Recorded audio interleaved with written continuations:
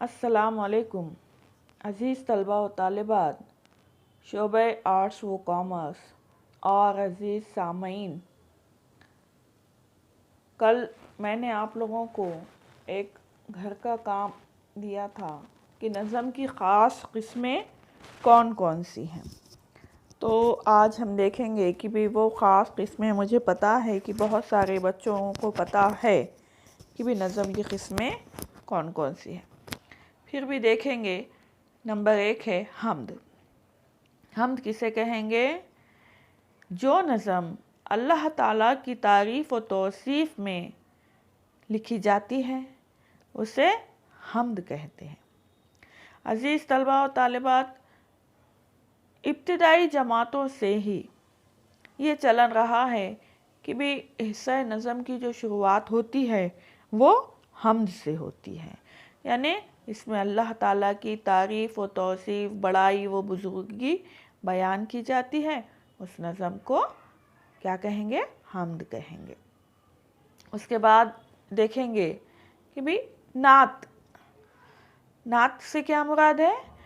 पैगंबर इस्लाम की शान में जो नज़म कही गई हो वो नात कहलाती है, यानी हुजूर सल्लल्लाहु अलैहि वसल्लम की शान में जो नज़म कही जाती है वो असल में नात होती है। इसके अलावा नंबर 3 देखेंगे गज़ल। गज़ल से क्या मुराद है कि ऐसे मुख्तलिफ अशार का मजमुआ जिसमें वारदाते क़ल्बी का तज़किरा किया गया हो, इसके पहले शेर के दोनों मिसरे मुख़फ़्फ़ा हों, ऐसे अशार के मजमुए को क्या कहेंगे? गज़ल कहेंगे। गज़ल के पहले शेर को क्या कहा जाता है?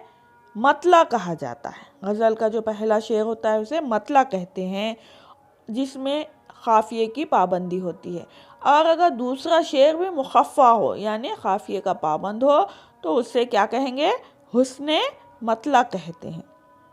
इस तरह एक से ज़ायद मतले वाली गज़ल के पहले शेर को मतले अव्वल या शाह मतला और दूसरे को हुस्न मतला या मतले सानी भी कहते हैं।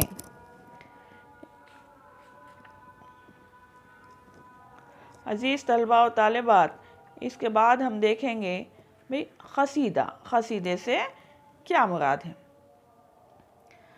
क़सीदे के वैसा लुग़वी मायने होते हैं गाढ़े मग़ज़ के, लेकिन इस्तिलाह में क़सीदा आखिर है क्या? क़सीदा उन अशार का नाम है जिनमें किसी की तारीफ़ की जाती है, वाज़ व नसीहत, बहार की तारीफ़ या ज़माने की शिकायत वग़ैरह भी दर्ज की जाती है। अगर आम तौर पर देखा जाए तो क़सीदे में ज़्यादातर किसी हाकिम, रईस, बादशाह या इब्नुल वक्त की तारीफ़ व तौसीफ़ मुबालगा आराई के साथ बयान की जाती है।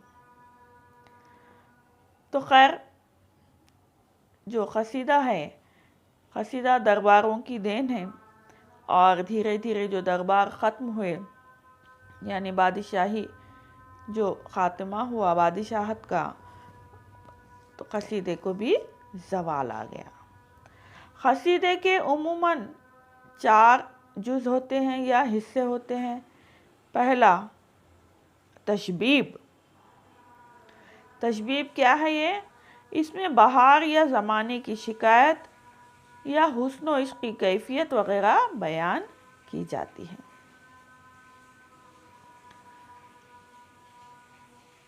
दूसरा है गुरेज़।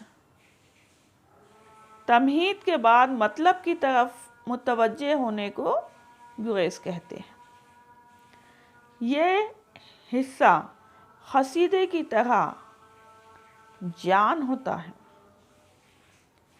نمبر 3 ہے حسن طلب، یعنی جس کی تعریف کی جائے۔ کون ہوتا ہے جس کی تعریف کی جائے؟ ممدوح۔ ممدوح سے جب کوئی چیز مانگنے میں التماس کی جاتی ہے، التجا کی جاتی ہے، جس سے کہ شاعر کی حاجت پوری ہوتی ہو، اسے حسن طلب کہتے ہیں۔ مقطع، مقطع قصیدے کا آخری شعر جس میں دعائیہ کلمات درج ہوتے ہوں، اصل میں کیا کہلاتا ہے؟ مقطع۔ اس کے بعد دیکھیں گے مثنوی۔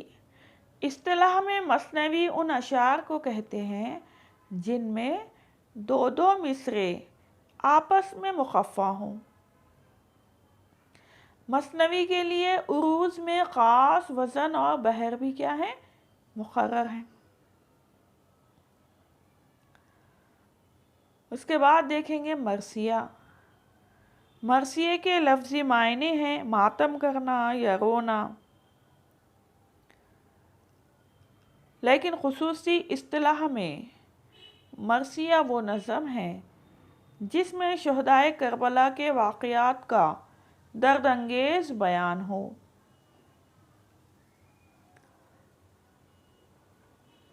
عزیز طلبہ و طالبات، دیکھیں گے ربائی کس کو کہیں گے۔ 2 اشعار یا 4 مصرعوں کی مختصر نظم کیا کہلاتی ہے؟ ربائی کہلاتی ہے۔ تو اس طرح ربائی میں جو اشعار پیش کیے جاتے ہیں یا جو خیالات پیش کیے جاتے ہیں، وہ مان لو کہ بھی دریا کو کوزے میں بند کر دیا جاتا ہے۔ اشعار کم ہوتے ہیں لیکن مفہوم جو ہوتا ہے وہ بہت ہی وسعت رکھتا ہے۔ اس طرح عزیز طلبہ و طالبات، ہم نے آج دیکھا کہ بھی نظم کی اقسام کون کون سے ہیں۔ یہ سبھی طلبہ و طالبات کے لیے جاننا بہت ضروری ہے۔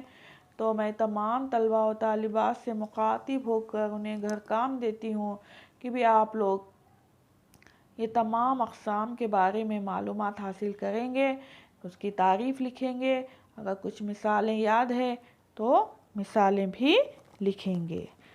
اللہ حافظ۔